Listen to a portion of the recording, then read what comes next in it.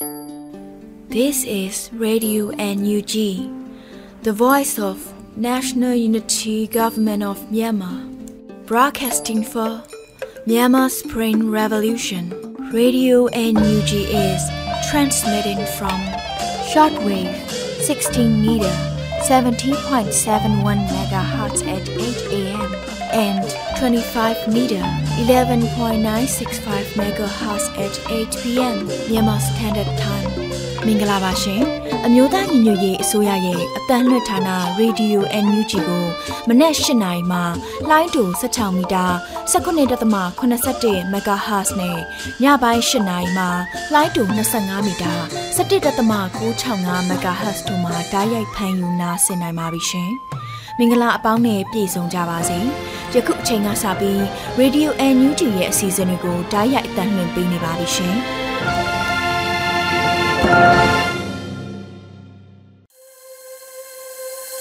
ရေဒီယိုNUGကိုနားတော်တာဆင်နေတဲ့ပရိသတ်များမင်္ဂလာနေ့လည်ခင်းပါရှင်။ကျမတို့ရဲ့တိုးချက်ထုတ်လွှင့်မှုစီစဉ်ဖြစ်တဲ့နေ့လည်ခင်းစီစဉ်တွေကိုစတင်ထုတ်လွှင့်ပေးတော့မှာဖြစ်ပါတယ်။ဒီနေ့နေ့လည်ခင်းမှာတင်ဆက်ပေးဖို့ရှိနေတဲ့အကြောင်းအရာတွေကတော့ပြည်သူတွေစိတ်ဝင်စားစေမယ့်နောက်ဆုံးရသတင်းချင်းတွေတမ်မတ်ကြီးဦးကျော်မိုးထွန်းကိုကုလအရေးချင်းစစ်ကော်မတီကဘယ်လိုဆုံးဖြတ်ချက်တွေပေးခဲ့လဲတော်လှန်ရေးကဗျာတော်လှန်ရေးစောင့်မနဲ့တူတော်လှန်ရေးတီဂီတာတို့ကိုနားဆင်ကြရတော့မှာဖြစ်ပါတယ်။ကျမကတော့မျိုးရှူပါပါဒီနေ့နေ့လည်ခင်းရဲ့ပထမဆုံးစီစဉ်အနေနဲ့တင်ဆက်ပေးချင်တာကတော့တင်နန်းဆင်းပြီးသမျှ PDF တွေကိုလက်နက်တပ်ဆင်ဖို့ဆိုတာကြီးမားတဲ့စိန်ခေါ်မှုဖြစ်ပြီးတော့ရမငွေရရှိမှုပေါ်မှာတိုက်ရိုက်သက်ဆိုင်တယ်လို့ကာကွယ်ရေးဝန်ကြီးကပြောဆိုလိုက်ပါတယ်ဒီသတင်းတွေနဲ့တူနောက်ဆုံးရသတင်းချင်းတွေကိုတော့မျိုးဦးမိုင်မှတင်ဆက်ပေးမှာဖြစ်ပါတယ်ရှင်အခုချိန်ကစပြီးနေ့လည်ခင်းသတင်းတွေကိုတင်ဆက်ပေးပါမယ်ပထမဆုံးအနေနဲ့တင်နန်းဆင်းပြီးသမျှ PDF တွေကိုလက်နက်တပ်ဆင်ဖို့ဆိုတာကြီးမားတဲ့စိန်ခေါ်မှုဖြစ်ပြီးရန်ပုံငွေရရှိမှုနဲ့ပဲဓာတ်ရိုက်သက်ဆိုင်တယ်လို့ကာကွယ်ရေးဝန်ကြီးကပြောဆိုလိုက်ပါတယ်။အမျိုးသားညီညွတ်ရေးအစိုးရနေဖြင့်ပြည်သူ့ကာကွယ်ရေးတပ်ဖွဲ့ PDF ကိုထူထောင်ရာတွင်တပ်ရင်းတစ်ခုအတွက်အနည်းဆုံးကုန်ကျငွေမှာအမေရိကန်ဒေါ်လာ2သန်းခွဲအထိရှိကြောင်းကာကွယ်ရေးဝန်ကြီးဦးရင်မွန်ကလူထုຫນွေဦးသတင်းဌာနကိုဖွင့်ဟပြောဆိုလိုက်ပါတယ်။ဆက်လက်ပြီးပြောဆိုရမှာယနေ့လက်ရှိအခြေအနေအရစစ်ကောင်စီဟာတနိုင်ငံလုံးအတိုင်းအတာအနေနဲ့စစ်မျက်နှာများဖျက်ထားရတာမို့အခက်အခဲတွေအများကြီးရှိနေပြီဖြစ်ကြောင်းပြည်သူလူထုထောက်ခံမှုလုံးဝကင်းမဲ့နေတာမို့စစ်တပ်အင်အားဆိုတာလဲအကန့်အသတ်တစ်ခုတွင်မှသာရှိပါတယ်။အုပ်ချုပ်နိုင်မှုကိုကြည့်မယ်ဆိုရင်စစ်တပ်ဟာမြို့ပြတွေကိုလက်မလွှတ်ရဖို့ပဲအသေးအတန်လုံးပန်းနေရတဲ့အခြေအနေမှာရှိကြောင်း PDF အနေနဲ့ကတော့ပြည်သူခုခံတော်လှန်စစ်ဟာ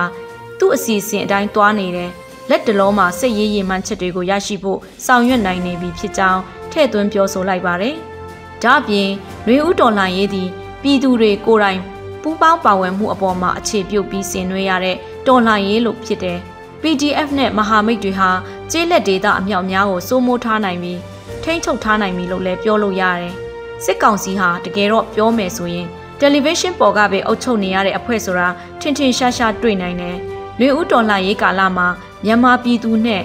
စစ်အုပ်စုဟာလုံးဝကိုအိုးစားကွဲခဲ့ပြီးတေခမ်းရှင်ခမ်းပြစ်သွားကြပြီလို့ပြောနိုင်ကြောင်းအမျိုးသားညီညွတ်ရေးအစိုးရကာကွယ်ရေးဝန်ကြီးဦးရင်မွန်ကပြောပါတယ်။ပြည်သူ့ကာကွယ်ရေးတပ်ဖွဲ့လို့အမည်ပေးထားပြီး PDF လို့သိကြတဲ့အင်အားစုတွေစုဖွဲ့နိုင်မှုအရေးအတွက်ကိုဖြေကြားရမှာတော့ PDF အင်အားဘယ်လောက်ရှိပြီလဲဆိုတာကိုတော့စစ်ရေးလှုပ်ဝက်ချက်ဖြစ်လို့မပြောနိုင်သေးဘူး။စနစ်တကျပြင်ဆင်ထားတဲ့ရဲဘော်တွေကတော့နိုင်ငံတနံ့တလျားမှာရှိနေပြီဆိုတာတွေ့ရမယ်။လက်ရှိလဲတနိုင်ငံလုံးဖြတ်ချက်ပြီးတိုက်ပွဲဝင်နိုင်တဲ့အနေအထားဖြစ်ပါတယ်။ဒါ့အပြင်ဝန်ကြီးကခုခံတော်လှန်စစ်အတွင်းအမျိုးသမီးများရဲ့ပါဝင်မှုအခမ်းကဏ္ဍကိုလည်းဖော်ထုတ်ခဲ့ပါတယ်။အမျိုးသမီးတွေရဲ့အင်အားစုနဲ့ပတ်သက်ပြီးအမျိုးသမီးတော်လှန်ရေးအင်အားစုဟာ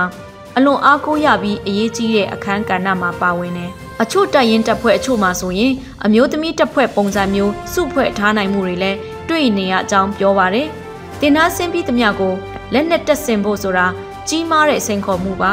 ရန်ပုံငွေရရှိမှုနဲ့ပဲဓာတ်ရိုက်သက်ဆိုင်ပါတယ်ဦးစားပေးအစီအစဉ်တွေနဲ့တက်ဆင်ပေးနေတယ်နှစ်ပိုင်းရှိတယ်တစ်ပိုင်းကတော့စစ်ရေးစီမံချက်အရဦးစားပေးရတဲ့ဒေတာတစ်ဖွဲ့ဖြစ်ပြီးနောက်တစ်ပိုင်းကတော့စစ်တပ်ဖြစ်တာနဲ့ညီအမိန့်ပေးကွက်ကဲမှုစနစ်အတွင်းမှာရှိပြီးသားတပ်ဖွဲ့တွေကိုဦးစားပေးတက်ဆင်ပေးနေတာဖြစ်ပါတယ်လို့ ဝန်ကြီးကပြောပါတယ်။အာဏာသိမ်းစစ်ကောင်စီကိုတော်လှန်နေကြတဲ့ဒေသအသီးသီးကတော်လှန်ရေးတပ်ဖွဲ့တွေရဲ့မတူကွဲပြားမှုပုံစံများကိုလည်းဝန်ကြီးဦးရင်မွန်ကရှင်းပြသွားပါတယ်။မြေပြင်တပ်ဖွဲ့တွေကိုကြည့်ရင်၃မျိုးတွေ့နိုင်ပါတယ်။ PDF ကတပ်မတော်ဖြစ်တဲ့စစ်တပ်ပုံပဲနောက်တစ်မျိုးကတော့မြို့နယ်ကိုအခြေခံဖွဲ့ထားတဲ့ပကဖဖြစ်တဲ့ပကပဟာဆိုရင်တစ်ဖက်မှာစစ်ရေးလှုပ်ရှားမှုရှိနိုင်တယ်လို့နိုင်ငံရေးပါလှုပ်ရှားရတဲ့တာဝန်နှစ်ခုရှိတယ်ပြောနိုင်ကြောင်းနောက်တစ်ဖက်ဆိုရင်တော့လူငယ်တွေကိုအစီအစဉ်နဲ့ကိုအစုဖွဲ့နဲ့ကိုဖွဲ့စည်းပေါ်ပေါက်နေတာဖြစ်ပြီး local defense force ဖြစ်ကြောင်းရှင်းလင်းဖြေကြားသွားပါတယ်ရှင်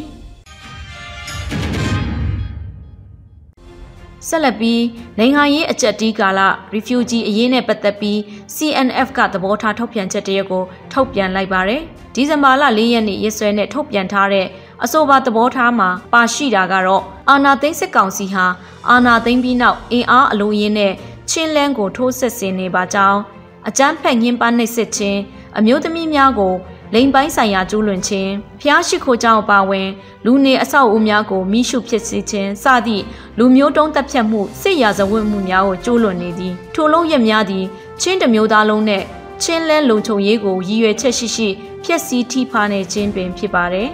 ချင်းအမျိုးသားတပ်ဦး CNF အနေနဲ့စစ်ကောင်စီကိုဖြိုချပြီး Federal Democracy ပြည်ထောင်စုတည်ထောင်နိုင်ရန် NUG အစိုးရဒေသကာကွယ်ရေးတပ်ဖွဲ့များညီနောင်တိုင်းသားလက်နက်ကိုင်ဖွဲ့စည်းများနဲ့အတူလက်တွဲပြီးအသက်ကိုစတေးကခုခံတော်လှန်စစ်ဆင်နွှဲလက်ရှိသည်ထိုစစ်ဘေးကြောင့်ပင်20ရာခိုင်နှုန်းသောချင်းပြည်သူများသည်လည်းစစ်ဘေးရှောင်လူမှုဒုက္ခအဝဝကိုခံနေရသည်ချင်းပြည်သူတရက်လုံးစီးလုံးညီညွတ်မှုအမြင့်ဆုံးအခြေအနေမှာချင်းလက်မှတဖဝါမခွာပဲချင်းလဲလုံခြုံရေးကာကွယ်ရေးချင်းအမျိုးသားရေရှိတည်တတ်ရေးအတွက်ခုခံတော်လှန်နေသည့်နိုင်ငံရေးအကြက်တေးအချိန်အရေးပေါ်ကာလ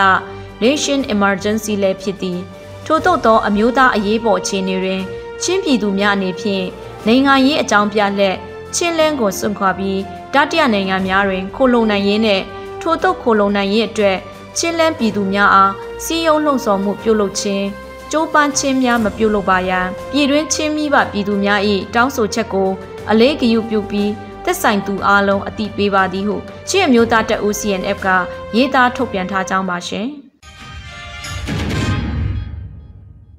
နောက်ဆုံးတစ်ပုတ်အနေနဲ့စစ်အာဏာသိမ်းပြီးနောက်ပိုင်းလုပ်ငန်းခွင်များတွင်အကြမ်းဖက်မှုဖြစ်ရပ်များတိုးပွားနေတယ်ဟု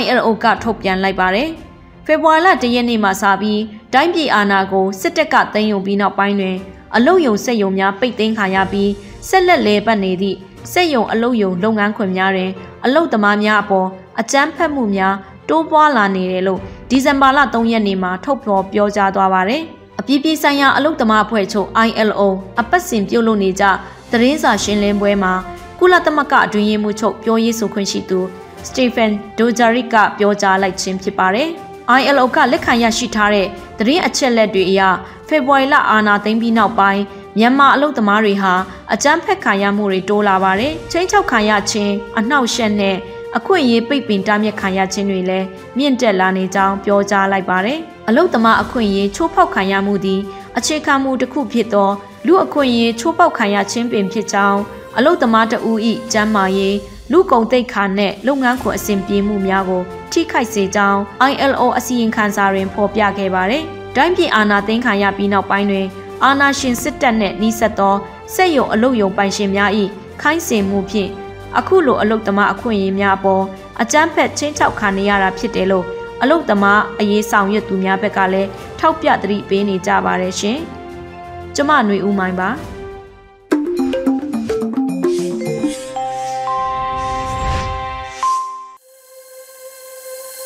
ဆက်လက်ပြီးနားဆင်ကြရမှာကတော့ပြည်သူတွေစိတ်ဝင်စားနေတဲ့တမ်မက်ကြီးဦးကျော်မိုးထွန်းရဲ့ကုလသမဂ္ဂရေးချင်းစစ်ကော်မတီကဆုံးဖြတ်ခဲ့တဲ့အကြောင်းအရာတွေနဲ့ပတ်သက်ပြီးတော့တမ်မက်ကြီးဦးကျော်မိုးထွန်းကိုယ်တိုင်ပြောပြချက်ကိုနားဆင်ကြရမှာဖြစ်ပါတယ်ရှင်။ဒါနဲ့ပတ်သက်လို့ပေါ့နော်ကျွန်တော်အနေနဲ့အခုလိုမျိုးအခြေအနေမှာတော့အတိအကျပြောဖို့တော့ခက်ပါတယ်ပေါ့နော်ဒါပေမဲ့ခုနပြောတဲ့ defer လုပ်တယ်လို့ပြောတဲ့ဥစ္စာကတော့သူတို့ credential committee ဘယ်တော့ပြန်တွေ့မလဲဆိုတဲ့အပေါ်မှာလဲမူတည်နိုင်တဲ့အနေအထားမျိုးရှိပါတယ်ခင်ဗျဒါကြောင့်အရင်ပြီးခဲ့တဲ့နှစ်တွေရဲ့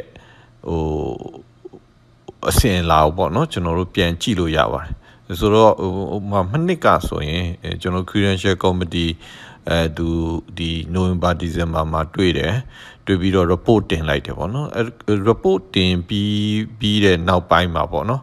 ဒီ85ကြိမ်မြောက်အထွေထွေညီလာခံကာလတစ်ခုလုံးပြီးသွားတဲ့အထိပေါ့နော် Credential Committee ပြန်တွေ့ဆုံခဲ့ခြင်း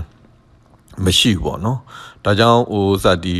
ဖေဖော်ဝါရီလ1ရက်နေ့မြန်မာနိုင်ငံမှာအာဏာသိမ်းမှုတွေဖြစ်ပြီး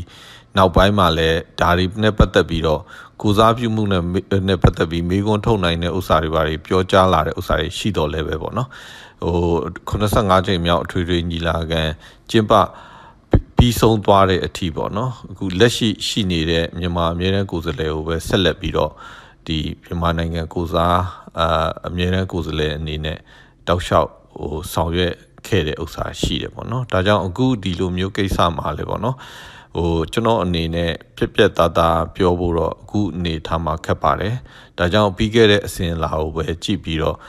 ကျွန်တော်ပြောလို့ရပါတယ်ခင်ဗျာဒါကြောင့်အခုသူတို့ Credential Committee ရဲ့အစီရင်ခံစာကိုလာမယ့်ဒီဇင်ဘာ6ရက်နေ့မှာပေါ့နော်ကုလသမဂ္ဂအထွေထွေညီလာခံမျက်နှာစုံညီအစည်းအဝေးကိုတင်ပြပြီးတော့အတည်ပြုဖို့ရှိပါမယ်ပေါ့နော်ဆိုတော့အဲ့ဒါနောက်ပိုင်းနေမှာပေါ့နော်ဒီကုလသမဂ္ဂအထွေထွေညီလာခံအစည်းအဝေးတွေမှာကျွန်တော်ပါဝင်တက်ရောက်မှုနဲ့ပတ်သက်ပြီးတော့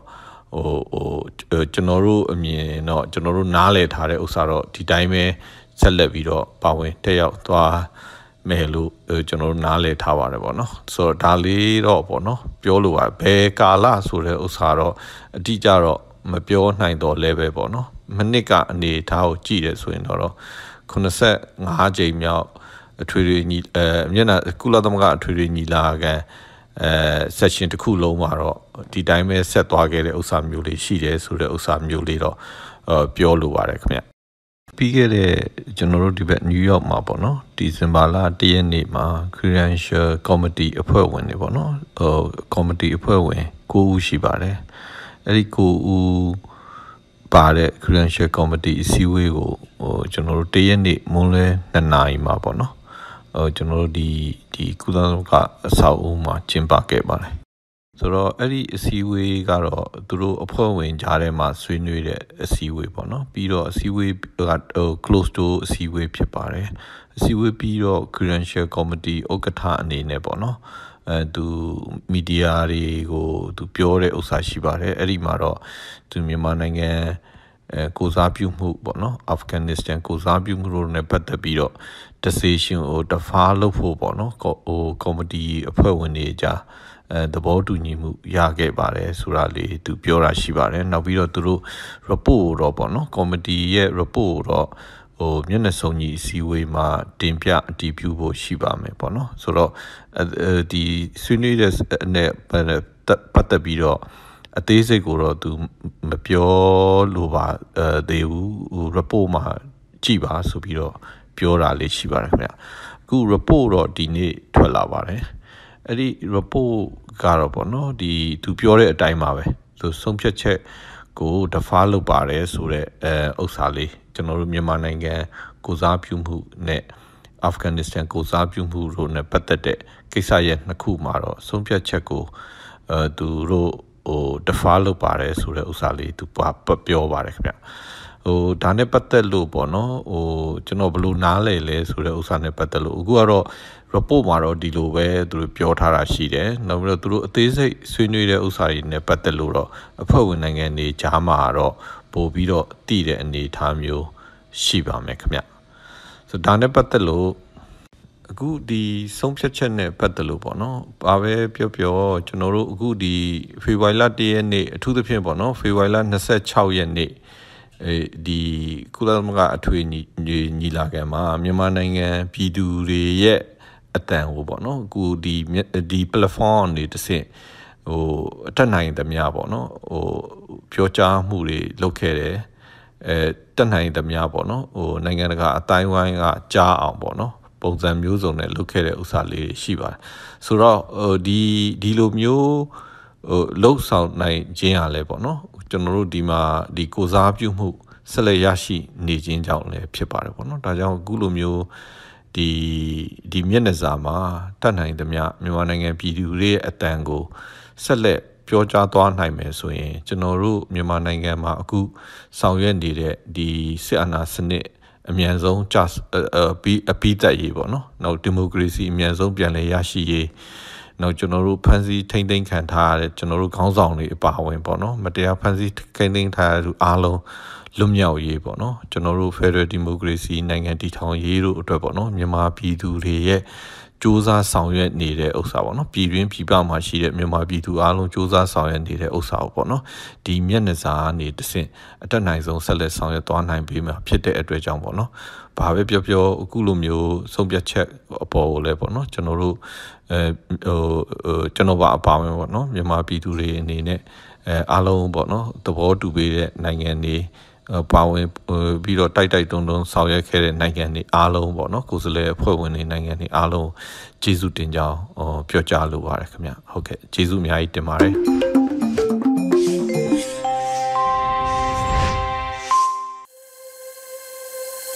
ဆက်လက်ပြီးတင်ဆက်ပေးခြင်းတာကတော့တော်လှန်ရေးကဗျာအစီအစဉ်ဖြစ်ပါတယ်မြန်မာပြည်မှာအရေးတော်ပုံတွေကြောင့်ဆုံးပါသွားရတဲ့အသက်တွေအဲ့ဒီအသက်တွေထဲမှာသက်ရှိသက်မဲ့အရာဝတ္ထုတွေအားလုံးပါဝင်နေတယ်လို့အယိုးတွေလည်းပါဝင်နေပါတယ်။အဲ့ဒီအယိုးတွေကသူရဲကောင်းတို့ရဲ့အယိုးတွေဖြစ်လို့အောင်ပွဲတွေကိုမလွဲမသွေရလိမ့်မယ်ဆိုတဲ့အကြောင်းကိုအယိုးများနဲ့ရှင်တွဲရွတ်ဆိုထားတဲ့အောင်ဝေးရဲ့အယိုးများဆိုတဲ့တော်လှန်ရေးကဗျာကိုတော့မျိုးဦးမိုးရဲ့ကိုပိုင်ဟန်နဲ့ဖတ်ကြားတင်ပြပေးမှာဖြစ်ပါတယ်ရှင်။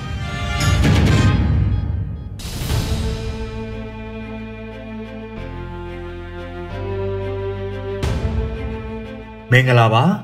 ကြပြဆရာအောင်ဝေးရဲ့အယိုးများဆိုတဲ့ကြပြကိုရွတ်ဖတ်သွားမှာဖြစ်ပါတယ်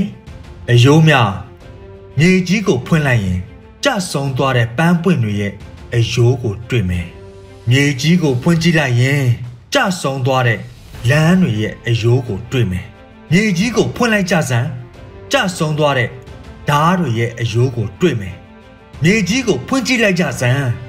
ကျဆုံးသွားတဲ့တရားတွေရဲ့အယိုးကိုတွေ့မယ်။မြေကြီးကိုဖွင့်လိုက်ပေါ်ပျောက်ဆုံးနေတဲ့ကျယ်တွေရဲ့အယိုးကိုတွေ့နိုင်မယ်။မြေကြီးကိုဖွင့်ကြပေါ်ပျောက်ဆုံးနေတဲ့ရနံ့တွေရဲ့အယိုးကိုတွေ့နိုင်မယ်။မြေကြီးကိုဖွင့်လိုက်စမ်းပျောက်ဆုံးနေတဲ့အော်တန်တွေရဲ့အယိုးကိုတွေ့နိုင်မယ်။မြေကြီးကိုဖွင့်ကြစမ်းပျောက်ဆုံးနေတဲ့ပင်လယ်ရဲ့အယိုးကိုတွေ့နိုင်မယ်။ငါတို့တော်လှန်ရေးလုပ်နေတာဖယားသခင်နဲ့ကျွေးအံကစားနေတာမဟုတ်ဘူးငါတို့အရေးတော်ပုံဆင်နွှဲနေတာအစိမ်းရောင်ဝန်ပလေတွေနဲ့ကခုန်နေတာမဟုတ်ဘူးတော်လန်ရေးလုံနေသိလို့တော်လန်ရေးသမားဖြစ်လာတာမဟုတ်ဘူးတော်လန်ရေးလုံပြီးတော်လန်ရေးသမားဖြစ်လာတဲ့ကောင်းတွေပါကွအရေးတော်ပုံစာအုပ်ဖတ်ပြီးအရေးတော်ပုံတက်တာဖြစ်လာတာမဟုတ်ဘူးအရေးတော်ပုံစာအုပ်ရေးပြီးအရေးတော်ပုံတက်တာဖြစ်လာတဲ့ကောင်းတွေပါကွဟဲ့အောင်မင်းမသိနေအောင်ကွတေးရင်ဘာမှလုပ်လို့မရတော့ဒါပေမဲ့တေးသွားရင်လေတေးတဲ့သူတွေကရှင်တဲ့သူတွေထက်တာတဲ့ကြပြဆရာကပြောတယ်လူသေးတွေကငါတို့ထက်တာတယ်လှုပ်ဝက်လာတဲ့အရာကိုဘယ်တော့မှဖော်ကောင်မလုပ်ကြဘူးတဲ့ကြပြဆရာနိုင်မောင်အောင်တင်ကပြောတယ်ငါတို့မသေးသေးလဲတေးသူတွေအပေါ်မှာသစ္စာရှိရမယ်လှုပ်ဝက်အပ်တဲ့အရာကိုလှုပ်ဝက်ရမှာပေါ်တားရငါတို့လှုပ်ဝက်လာတဲ့အရာမြေကြီးကိုဖွင့်ကြည့်လိုက်အယိုးတွေတောင်လိုပုံနေတာတွေ့ရမယ်အဲ့ဒီအယိုးတွေကိုကြည့်လိုက်မင်းကြည့်လိုက်အယိုးတစ်ခုချင်းစီမှာနှင်းစင်နေတပွင့်စီပွင့်နေတာမင်းမြင်ရင်မအံ့ဩနဲ့တတော်လုံးကြွရင်တတော်လုံးဝေမယ်တကယ်ချင်းအဲ့ဒါစစ်အာဏာရှင်ခေတ်အဆက်ဆက်အသက်ပေးခဲ့တဲ့တော်လန်သူတို့သွေးဆက်တွေမပြတ်မပြဲပဲစေးခဲမာကြောကြောက်သားလို့အယိုးဖြစ်လာတဲ့အယိုးတွေပေါ့နှင်းစီတော်ကြီးတစ်ခုလုံးမီးဟုံတောက်မြေကြီးအောက်ရောက်ရတဲ့အခါတောက်ပကြံရစ်တဲ့အယိုးတွေပေါ့မင်းတို့ငါတို့မှမဟုတ်ပါဘူးကွာပန်းကလေးတစ်ပွင့်မှလည်းအယိုးရှိတာပဲလမ်းတွေမှာအယိုးရှိတယ်လို့ဓားတွေမှာလည်းရှိတယ်လို့ပေါ့ဓားရဲ့အယိုးကျယ်တွေရဲ့အယိုးရနံ့ရဲ့အယိုးအော်တန်ရဲ့အယိုးပင်လယ်ရဲ့အယိုးကအယိုးတွေကအယိုးတွေကိုအယိုးတွေလိုပုံထားတဲ့အယိုးတွေပေါ့ဟော7 July ကစရင်အခုမပြီးဆုံးသေးတဲ့ຫນွေဦးတော်လန်ရေးအထိအားလုံးဟာ ပန်းပွင့်ဖြစ်တယ်အားလုံးဟာလမ်းဖြစ်တယ်အားလုံးဟာဓာတ်ဖြစ်တယ်အားလုံးဟာတရားဖြစ်တယ်အားလုံးဟာကျဲဖြစ်တယ်အားလုံးဟာရနက်ဖြစ်တယ်အားလုံးဟာအော်တန်ဖြစ်တယ်အားလုံးဟာပင်လေဖြစ်တယ်အားလုံးဟာအနာဂတ်ကိုတုံကျူးမဲ့အယိုးတွေဖြစ်တယ်ကိုပဆွေလေးလမ်းပေါ်မှာမြတ်တွဲ့တွဲ့ခိုင်ပန်းပွင့်တွေ့လာဆလိုင်းတင်မဦးဓာတ်သွားမှာကေစကျဲဝင်းမြင်လာကိုဖုံးမော်တရားထက်မှာခန့်ညာဟိန်အော်တန်ကြားလာရွှေဝါရောင်ပင်လယ်မှာအင်ဂျယ်ရင်နဲ့ရလာအားလုံးဟာຫນွေဦးကိုစိုက်ပျိုးပြီးရင်အောင်ပွဲကိုမလွဲမသွေရိတ်သိမ်းရမယ်ဇက်သိမ်းခန်းရောက်လာတဲ့အခါအားလုံးဟာ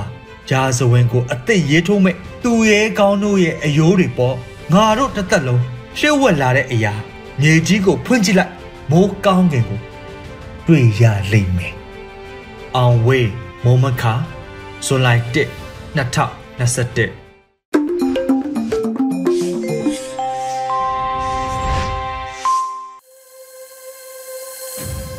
ရေဒီယိုအန်ယူဂျီရဲ့နေ့လည်ခင်းစီစဉ်လေးကိုဆက်လက်တင်ပြနေပါတယ်။ဒီတစ်ခါမှာတော့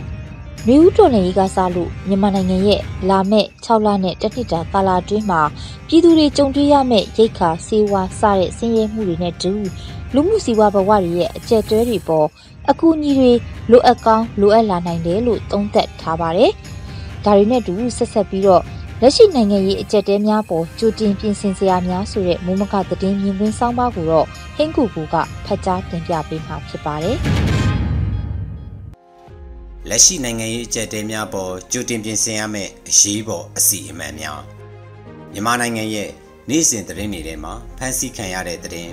တိုက်ပွဲသတင်းလှုပ်ကြံတက်ဖြတ်တဲ့သတင်းဖောက်ခွဲတဲ့သတင်းနဲ့စီးပွားရေးကျဆင်းမှုငွေကြေးဆိုင်ရာအကျက်တဲငွေကြေးဖောင်းပွားမှုတွေက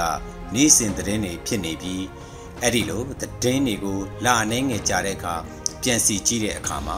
ပြောင်းလဲမှုလမ်းကြောင်းလာရာဥတီရာတွေခံမှန်းကြည့်နိုင်တာလဲတတိပြုမိပါတယ်။နေ့စဉ်ဖြစ်ပျက်တွေတဲမှာတော့ကလေးဒေသစကိုင်းတိုင်းတွေကခင်ဦးရင်းမပင်ကနီမုံရွာရွှေဘိုတပ်ပြင်းမြောင်မကွေးတိုင်းတွေကရေစကြိုဒေသတို့မှာ PDF တွေနဲ့စစ်ကောင်စီတွေရဲ့တိုက်ခိုက်မှုတွေစစ်ကောင်စီတပ်တွေကရွာတွေဝင်ပြီးဖမ်းဆီးတာတပ်ဖြတ်တာမီးရှို့တဲ့တဲ့င်းတွေကားလမ်းတွေကိုဘယ်ရက်ကနေဘယ်ရက်ထိမသွားမလာကြဖို့တတိပေးထုတ်ပြန်ချက်တွေနေ့စဉ်သတင်းတွေထဲဖတ်ရှုရပါတယ်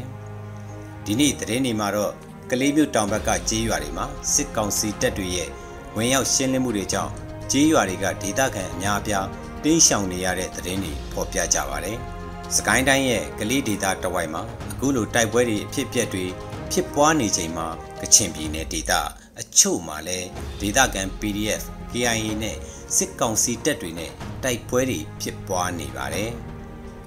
ဗမော်မြို့တဝိုက်မှာတော့တိုက်ပွဲတွေဖြစ်ပွားနေတဲ့သတင်းတွေထဲမှာရှမ်းမိုင်းတာရွာဘက်မှာဒေသခံ PDF တွေနဲ့စစ်ကောင်စီတပ်တွေတိုက်ပွဲဖြစ်ပွားပြီးတနေ့ကအင်းတော်ကြီးဘက်မှာ KIA နဲ့စစ်ကောင်စီတပ်တွေတိုက်ပွဲဖြစ်ပွားခဲ့တာလို့သတင်းတွေရသိရပါတယ်။စကိုင်းတိုင်းမကွေးတိုင်းထပ်ပိုင်းနဲ့ကချင်ပြည်နယ်ဘက်ကတိုက်ပွဲတွေအပြင်ကရင်ဒေသ PDF ဖြစ်တဲ့ KNDF နဲ့စစ်ကောင်စီတပ်တွေလည်းကယားပြည်နယ်မှာတိုက်ပွဲဖြစ်ပွားနေတဲ့သတင်းတွေစစ်ကောင်စီတပ်ကလူနေအိမ်တွေကိုမိရှို့တဲ့သတင်းတွေဖော်ပြထားကြတာတွေ့ရပါတယ်။တိုက်ပွဲမှာလက်နက်ကိုင်အဖွဲ့ကတေဆုံးမှုတွေအပြင်တိုက်ပွဲမှာထိခိုက်သူဖမ်းဆီးနှိပ်စက်ခံရလို့တေဆုံးသူသတင်းပေးလို့ယူဆတပ်ဖြတ်ခံရသူတွေအပါအဝင်အရက်သားတေဆုံးတာတွေလည်းနေ့စဉ်လိုရှိနေပြီးတနိုင်ငံလုံးအတိုင်းအတာနဲ့ဆိုရင်ဒီနေ့10ကနန်းကနေရာကနန်းကိုနီးကပ်တဲ့အထိရှိနိုင်ပါတယ်။သတင်းတွေမှာပါရှိတဲ့တေဆုံးမှုတွေကိုတော့စောင့်ကြည့်တဲ့အဖွဲ့အစည်းအချို့ကမှတ်တမ်းတင်နေကြပြီးအခါအားလျော်စွာထုတ်ပြန်နေကြတာတွေ့ရပါတယ်။ဒါတွေကဒီနိုင်ငံရေးအကျက်တဲ့စစ်ရေးပဋိပက္ခကြောင့်ဓာတ်ရိုက်တေဆုံးမှုတွေဖြစ်ပြီးတဆင့်ခံအကြောင်းတွေကြောင့်တေဆုံးရတဲ့ဂိမ်းကနန်းတွေကိုတော့မှတ်တမ်းတင်ဖို့ခက်ခဲမှာပဲဖြစ်ပါတယ်။ဥပမာအားဖြင့်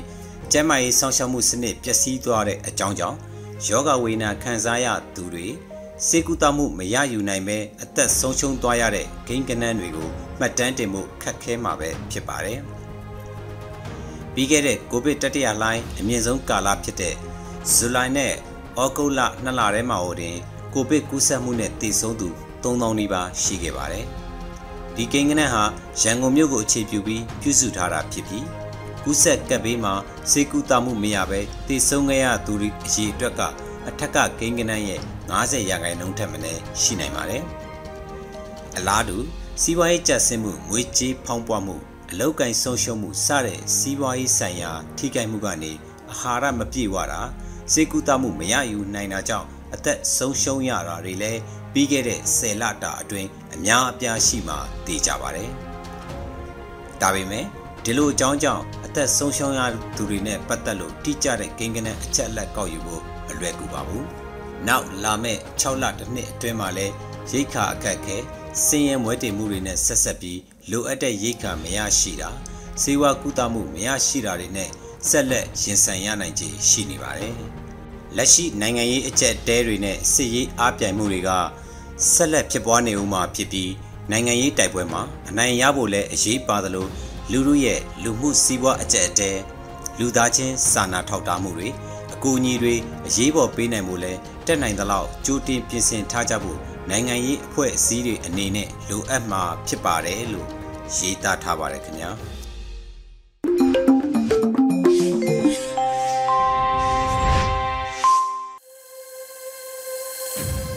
ဒီနေ့နေ့လည်ခင်းရဲ့နောက်ဆုံးစီစဉ်ကိုတော့တော်လန်ရေးတီဂီတာနဲ့တင်ဆက်ပေးခြင်းပါတယ် PDF Kachin Region လို့အမည်ရတဲ့တော်လန်ရေးကချင်တီဂီတာကိုထုတ်လွှင့်ပေးတော့မှာဖြစ်ပါတယ်ရှင်